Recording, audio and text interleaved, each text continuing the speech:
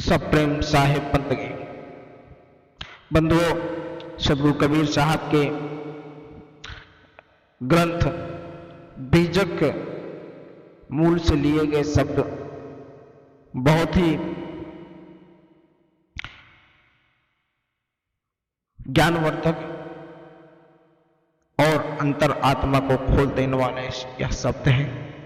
सदगुरु कबीर साहब क्या कहते हैं कि भाई रे बहुत बहुत कहिए, कोई पीर रे दोस्त हमारे, गढ़न बंजन संवार आप, जो जो राम रखे त्यों रहिए, आसन पवन योग श्रुत स्मृति, ज्योतिष पढ़ी बैलाना, छो दर्शन पाखंड 96, ये कल का न जाना, आलम दुनिया सकल फिर आई, ये कल यूं है नाना, तज करेगा जगीत्र ऊंचाई, मन मोमन न समान,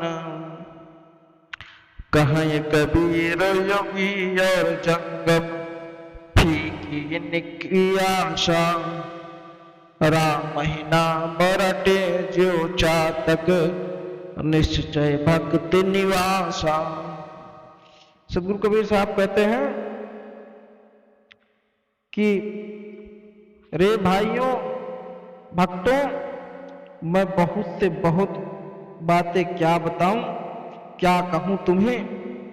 मैं ऐसा इसलिए कह रहा हूं क्योंकि मेरे विचारों को जानकर मेरा प्रिय कोई बिरला पुरुष ही होगा, जो यह माया रूपी संसार को त्याग कर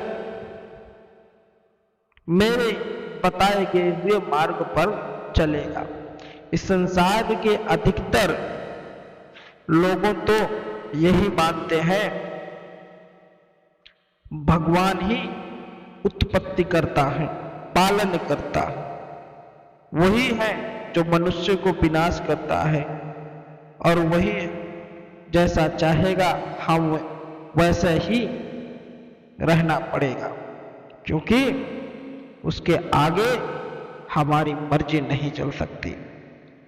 उस अदृश्य भगवान को पाने के लिए लोगों ने अनेक अनेक युक्तियां, जैसे आसन लगाना, योग योग प्रणाम करना, वेद ध्यान करना, उसका अध्ययन करना, धर्मशास्त्र ज्योतिष शास्त्र पढ़ना आदि करते रहते हैं, किंतु वो लोग उस भगवान के स्वरूप को न जान पाते हैं, न उसमें उसे पाने में समर्थ रह पाते हैं, और उस प्रभु के बारे में अनजान बने रहते हैं।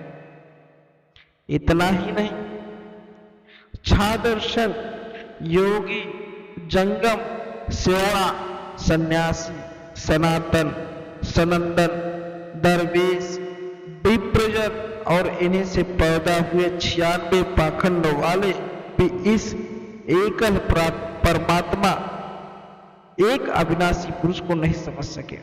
सदगुरु कबीर साहब कहते हैं कि तमाम पाखंडों में घिरे रहते हैं, पूजा पाठ करते हैं, उनको खोजने की कोशिश करते हैं, लेकिन उनका दर्शन नहीं होता है, और ऐसे ही प्रपंच जाल फैलाए रहते हैं। उस विदेह रूपी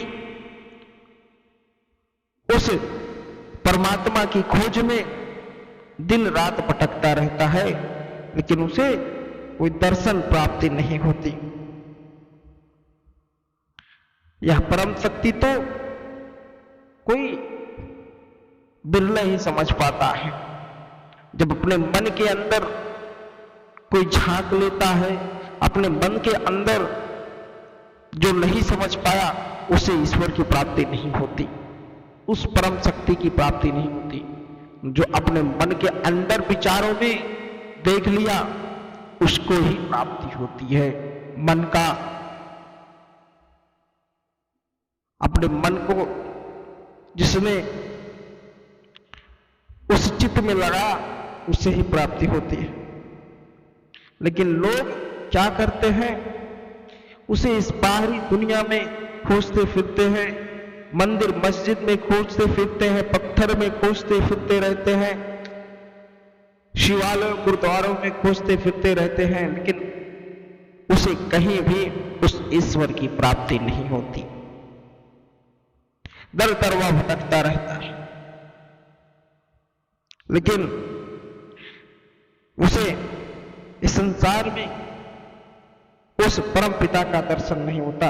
संसार के मनुष्य भगवान को ढूंढने का नाम पर अनेकों तीर्थ स्थानों पर जाने का काम करते हैं, पूरी दुनिया का भ्रमण करते हैं।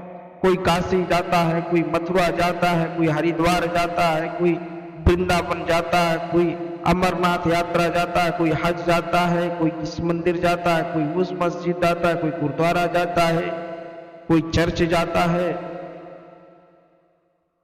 इस प्रकार से नाना प्रकार पेड़ वह भटकता रहता है इंसान, मंदिर मस्जिद गुरुद्वारे, लेकिन उसको वहां भी उस परम पिता का दर्शन नहीं होता और वह भ्रमण करते करते थक जाता है, लेकिन उसकी आत्मा संतुष्ट नहीं होती। बहुत से लोग तो घर गृहस्थी का कार्यभार छोड़ के विभिन्न प्रकार के वेशभूषा धारण करके सांसारिक प्रपंचों में फंस जाते हैं। हमने बहुत सारे संतों को देखा, हमने बहुत सारे ज्ञानियों को देखा जो वहां चोला तो संतों का वो लेते हैं, लेकिन उनका मन और उनका जो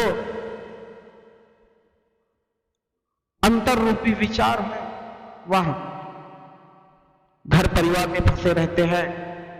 मेरे बीवी बच्चे क्या कर रहे होंगे, मेरे परिवार में ऐसे क्या कर रहे। अगर तुमने संत का चोला ओढ़ा है तो उस सत्पुरुष की शरण में अपने जीवन को बिता देना चाहिए, अन्यथा गृहस्थ में रहकर भी उस ईश्वर की प्राप्ति हो सकती है, लेकिन तुम्हारा मन निर्मल होना चाहिए, तुम्हारा तन निर्मल होना चाहिए।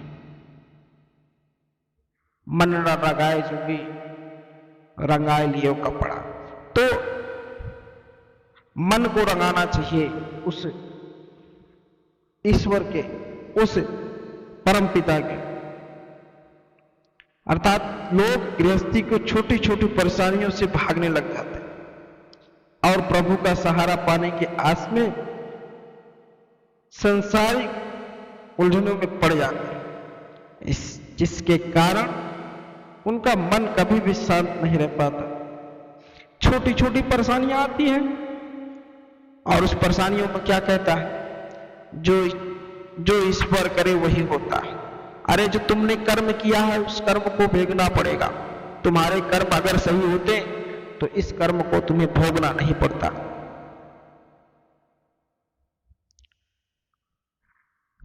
चातक भक्ति राम राम की रट लगाने से श्रद्धालु लोग समझते हैं कि इसी में उनकी भक्ति है, किंतु उनके ये सब आशा बेकार है।